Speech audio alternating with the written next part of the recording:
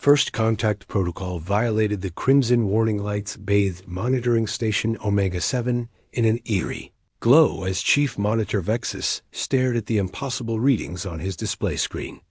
His elongated Alterian fingers moved across the control panel with practiced efficiency, but his usually calm demeanor showed cracks of concern. The 6 eyes on his angular face blinked in sequence, a sign of deep concentration that his subordinates had learned to recognize over his 40-year career. Run the deep scan again, Vexus commanded his assistant, Monitor Calrix, whose younger hands trembled slightly as she operated the sensors. The Alterian monitoring station had watched over Sector 7 Gamma for 3 centuries, and nothing had ever violated the quarantine zone boundaries. Not once. Sir, the readings remain consistent, Calrix reported, her voice carrying the nervous energy of someone witnessing history. There is definitely a vessel of unknown configuration moving through the restricted space. Its energy signature doesn't match any ship in our galactic database. Vexus felt his stomach tighten with worry. The quarantine zone had been established by the Galactic Council after the discovery of dangerous ancient ruins in that sector. No civilization was permitted entry under any circumstances. The zone contained technology so advanced and potentially destructive that even the most powerful species in the galaxy had agreed to avoid it entirely. What type of propulsion system? Vexus asked, leaning forward to examine the data streams flowing across multiple monitors. Unknown, sir. The energy patterns are unlike anything we've cataloged. It appears to be some form of controlled fusion, but the efficiency readings are impossible according to known physics. Far across the galaxy, Captain Sarah Chan stood on the bridge of the USS Defiance, completely unaware that her ship had just triggered the greatest diplomatic crisis in galactic history. She was a woman of medium height with short black hair and intelligent brown eyes that had seen many wonders during her 15 years of deep space exploration. Earth had sent the Defiance to investigate strange quantum signatures detected by their long-range sensors. Navigation. What's our current position? Sarah asked her helmsman, Lieutenant David Park, a young Korean-American officer whose steady hands had guided them through many dangerous situations. We're approaching the source of those quantum readings, Captain, David reported. The signals are getting stronger.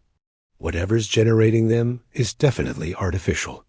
Dr. Marcus Webb, the ship's xenorchaeologist, looked up from his sensor, stationed with excitement gleaming in his weathered face.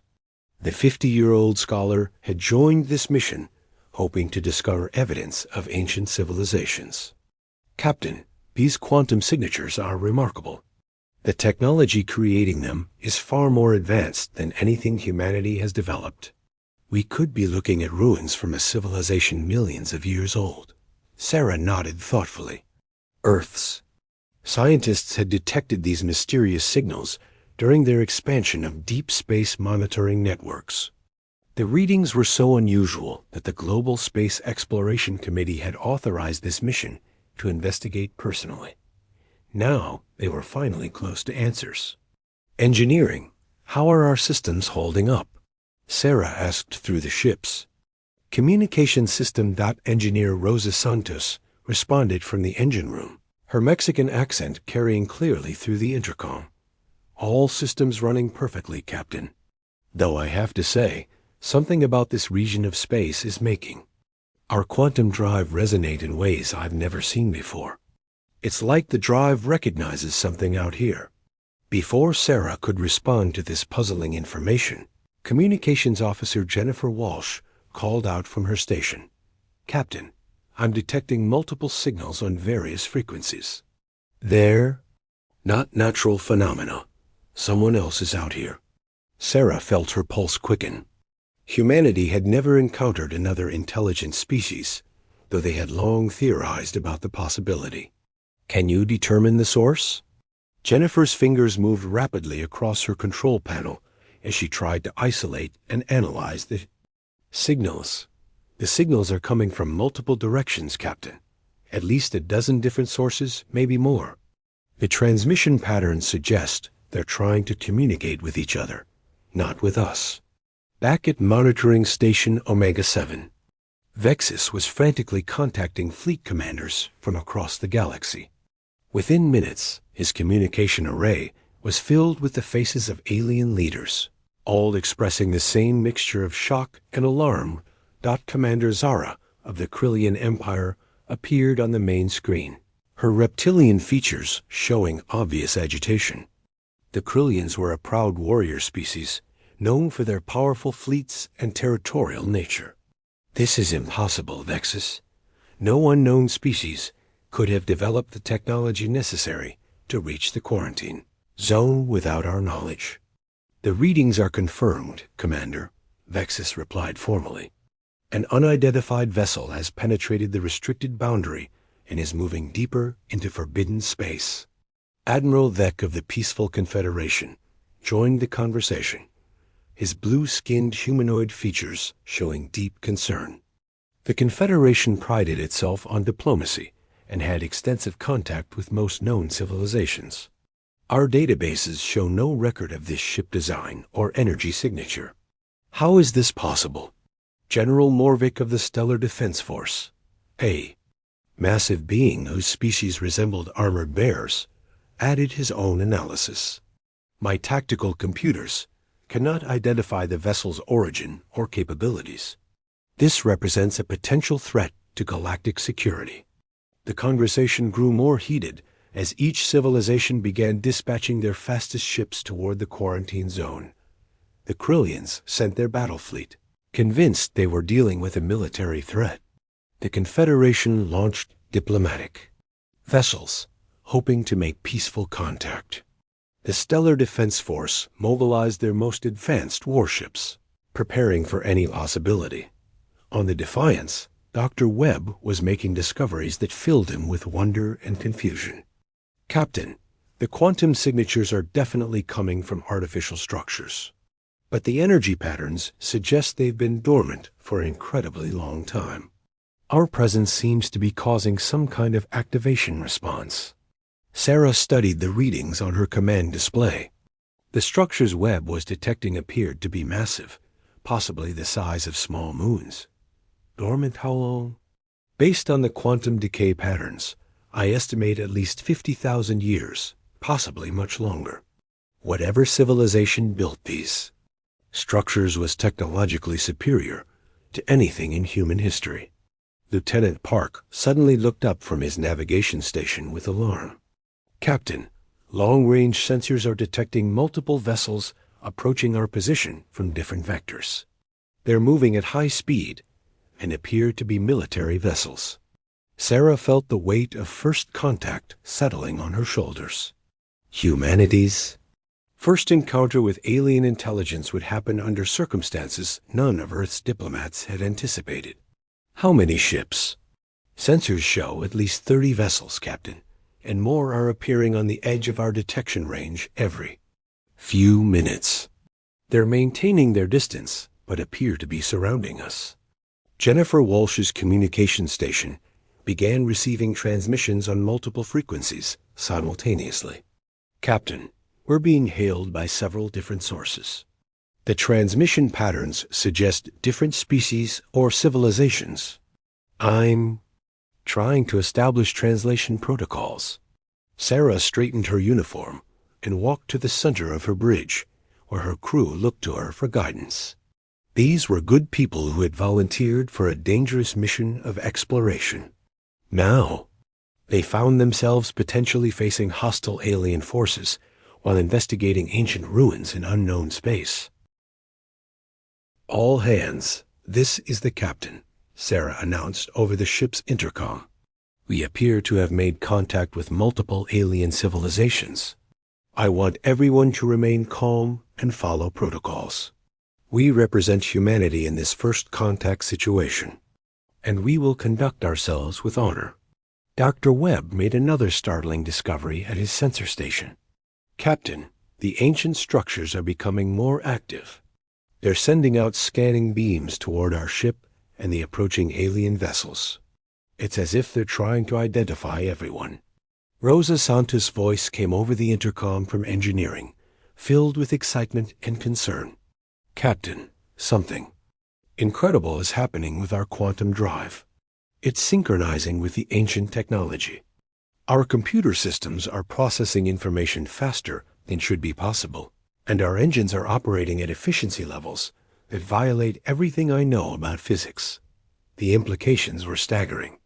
Not only had humanity stumbled into first contact with multiple alien civilizations, but they had apparently activated ancient technology that was enhancing their own ship's capabilities in impossible ways. Vexus, monitoring the situation from his station, watched with growing alarm as the energy readings from the quarantine zone spiked to unprecedented levels. The ancient ruins that had slumbered for millennia were awakening in response to the unknown vessel's presence. This was exactly the scenario the Galactic Council had tried to prevent. By establishing the quarantine in the first place, Commander Zara's battle fleet arrived first, taking aggressive positions around the mysterious human ship. Her orders from the Krillian High Command were clear: assess the threat and neutralize it if necessary. But as her sensors analyzed the unknown vessel, she found readings that made no sense. The alien ship's technology is somehow interfacing with the ancient ruins, her tactical officer reported. Energy patterns throughout the sector are increasing exponentially. If this continues, it could trigger a cascade reaction. Admiral Vex. Diplomatic vessels arrived next, immediately opening communication channels and broadcasting standard first contact protocols in hundreds of different languages. His species had successfully negotiated peaceful relations with dozens of civilizations, but this situation was unlike anything in their experience. General Morvik's defense fleet took defensive positions while scanning for any signs of additional threats. His analysis of the tactical situation was grim. An unknown species had somehow activated the most dangerous archaeological site in known space, and no one understood what might happen next. On the Defiance, Sarah made the decision that would change the course of galactic history. Despite being outnumbered by what appeared to be hostile alien forces, despite the mysterious ancient technology that was affecting her ship in unknown ways, she chose the path of open communication and peaceful intent. Jennifer, open a channel on all frequencies, she commanded. Let's introduce humanity to the galaxy.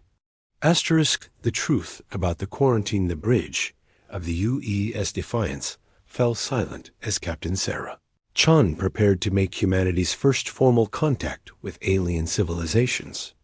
The weight of representing her entire species pressed heavily on her shoulders, but her voice remained steady and clear as she began the transmission that would echo across the galaxy. This is Captain Sarah Chun of the United Earth ship Defiance, representing humanity and the planet Earth. We are explorers investigating unusual quantum signatures in this region. We were unaware that this space was restricted and mean no harm to any civilization. We request peaceful dialogue to resolve this situation. The response came swiftly from multiple sources, filling the Defiance's communication array with a cacophony of alien languages and translation attempts. Jennifer Walsh worked frantically at her station, using the ship's advanced linguistic computers to establish communication protocols with each alien fleet. Commander Zara of the Krillian Empire was the first to achieve clear translation. Her reptilian voice carried the authority of someone accustomed to command. Unknown species calling itself human, you have violated the most sacred law in galactic civilization. The quarantine zone was established to protect all intelligent life from the dangers contained within. Withdraw immediately or face the consequences. Admiral Vex's more diplomatic response followed quickly. Captain Chun, we welcome peaceful contact with your species, but your presence here creates an unprecedented crisis. The ancient ruins you have activated have remained dormant for thousands of years. We must discuss this situation carefully. Doctor, Marcus Webb looked up from his sensor station with growing excitement and alarm. "Captain, I'm getting detailed scans of the ancient structures now. They're not just ruins. They're massive installations, possibly research facilities or manufacturing centers. And the technology is becoming more responsive to our presence every minute." Sarah processed this information while keeping her attention on the diplomatic crisis unfolding around her ship. Over 60 alien vessels now surrounded the Defiance, representing at least 5 different civilizations. Each group maintained careful distances from the others, suggesting complex political relationships among the galactic powers. General Morvik's gruff voice added another layer to the conversation. "Human Captain, our deep scans show your vessels. Technology is somehow compatible with the ancient systems. This is impossible unless your species has encountered this technology before. Explain how this is possible." Before Sarah could respond, Rosa Santos made a discovery in the engineering section that would change everything. "Captain," her voice came over the intercom with barely contained excitement, "you need to get down here immediately. Our quantum drive has established a direct interface with the ancient installations, and what I'm seeing is impossible." Sarah left her first officer in command of the bridge and made her way quickly to the engineering section. What she found there defied explanation. The ship's quantum drive, which had always been humanity's most advanced technology, was displaying holographic interfaces that no human engineer had ever designed. "How is this possible?" Sarah asked as she stared at the impossible displays. Rosa pointed to the swirling patterns of light surrounding the drive core. "Captain, our quantum drive isn't just compatible with the ancient technology. It's based on the same fundamental principles. The mathematical equations appearing on these displays are centuries ahead of human science, but somehow our systems understand them perfectly." Dr. Webb's voice came over the communication system with another shocking revelation. "Captain, you need to hear this. I've managed to partially decode some of the ancient data streams. The installations are sending out what appears to be a welcome message, but it's in a language that predates all known human civilizations." Sarah hurried back to the bridge, her mind racing with implications she wasn't ready to accept. If their technology was somehow based on the same principles as these ancient installations, what did that mean for humanity's understanding of its own development? The alien fleets surrounding them were becoming increasingly agitated as the energy readings from the ancient installations continued to spike. Vexus, monitoring from his distant station, sent urgent warnings to all the fleet commanders. "The quantum cascade is accelerating," he reported. "If the ancient systems reach full activation, the energy release could affect neighboring star systems. This situation has moved beyond a simple border violation. It's now a potential galactic emergency." Commander Zara made the decision to take direct action. "Human vessel, you will shut down all systems immediately and prepare to be boarded. We cannot allow this activation to continue." Sarah knew that surrendering her ship would end any chance of discovering the truth about the ancient installations and their connection to humanity. She also knew that fighting was impossible against such overwhelming odds. But there was a third option that no one had considered. "Dr. Webb, can you establish direct communication with the ancient installations?" She asked.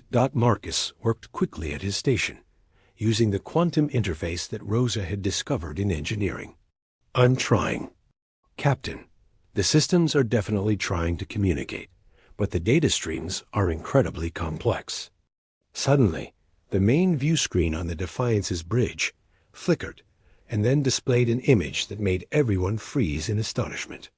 The ancient installation was showing them a holographic star map, but this wasn't just any map. It showed the galaxy as it had existed 50,000 years ago, with one small yellow star marked with symbols that looked remarkably similar to ancient human pictographs. Asterisk. "That's Earth," Jennifer Walsh whispered from her communication station. That symbol is marking Earth's solar system. The implications hit everyone simultaneously. The ancient installations hadn't just detected a random alien species. They had detected humans returning to a place they had been before in the distant past. Admiral Vek's diplomatic training kicked in as he processed this revelation. Captain Shun, are you suggesting that humanity originated from this region of space? Dr. Webb was analyzing the holographic displays with growing amazement. The data streams are becoming clearer, Captain. The installations are showing us records of a massive exodus from this region approximately 50,000 years ago. The destination coordinates match Earth's location precisely. Rosa Santos added her own analysis from engineering. Captain, this explains why our quantum drive is compatible with the ancient technology. We didn't develop it independently. We've been unconsciously rebuilding the same principles that our ancestors used to reach Earth. The alien fleet commanders were struggling to process this information. For millennia, they had assumed that the quarantine zone contained the ruins of some long-dead civilization. The possibility that a living species might be connected to the ancient installations had never been considered. General Morvek was the first to grasp the full implications. If the humans are descendants of the builders, they may have access to technologies that dwarf our most advanced weapons. This could shift the entire balance of galactic power. Commander Zara's warrior instincts were telling her to attack before the humans could fully activate the ancient systems. But her tactical analysis suggested that such an action might trigger exactly the kind of catastrophic response the quarantine had been designed to prevent. On the Defiance, the ancient installations were revealing more secrets with each passing minute. The holographic displays now showed detailed records of human civilization's early development, including technologies and scientific principles that Earth's historians had attributed to natural human innovation. Captain, Dr. Webb reported with awe in his voice, according to these records, humanity didn't just leave this region 50,000 years ago. We were supposed to return. The entire exodus was planned as a way to preserve human civilization. While this region recovered from some kind of cosmic catastrophe, Sarah felt the weight of cosmic destiny settling on her shoulders. Humanity's greatest journey, their spread across the galaxy, and eventual return to their ancestral home, had been orchestrated by their own ancestors, using technology beyond current human understanding. The ancient installations responded to this recognition by fully activating systems that had waited millennia for humanity's return. The Defiance's computers began downloading vast databases of scientific knowledge, historical records, and technological specifications that would advance human civilization by centuries in minutes. But the activation also triggered defensive protocols that had been designed to protect the installations from any threats. Energy weapons that dwarfed anything possessed by the surrounding alien fleets began powering up throughout the ancient complex. Admiral Vek recognized the danger immediately. All fleets withdraw to minimum safe distance. The installations are activating defensive systems that could destroy us all. Commander Zara's battle instincts warred with her survival instincts as she watched energy readings spike beyond her sensor's ability to measure. Human Captain, can you control these systems? Sarah looked around her bridge at her crew. Ordinary humans who had stumbled into a situation that would determine the future of galactic civilization. The ancient installations were offering humanity incredible power and knowledge, but they were also creating a crisis that could lead to interspecies war. I can try, she replied, knowing that the next few minutes would determine whether humanity's return to their ancestral home would bring peace or destruction to the galaxy. Rosa Santos called out from engineering with barely controlled excitement. Captain, I'm interfacing directly with the installation's control systems. It's like the technology is teaching me how to use it. I think I can establish communication protocols and possibly negotiate a peaceful resolution. As the ancient human technology fully awakened for the first time in 50,000 years, Captain Sarah Chun found herself in the unprecedented position of speaking for both modern humanity and their long-lost ancestors. The galaxy watched and waited to see what humanity's return would mean for everyone. The story of humanity's greatest journey was just beginning, and Sarah Chun was about to discover that sometimes coming home meant taking responsibility for neighbors you never knew. You had, asterisk,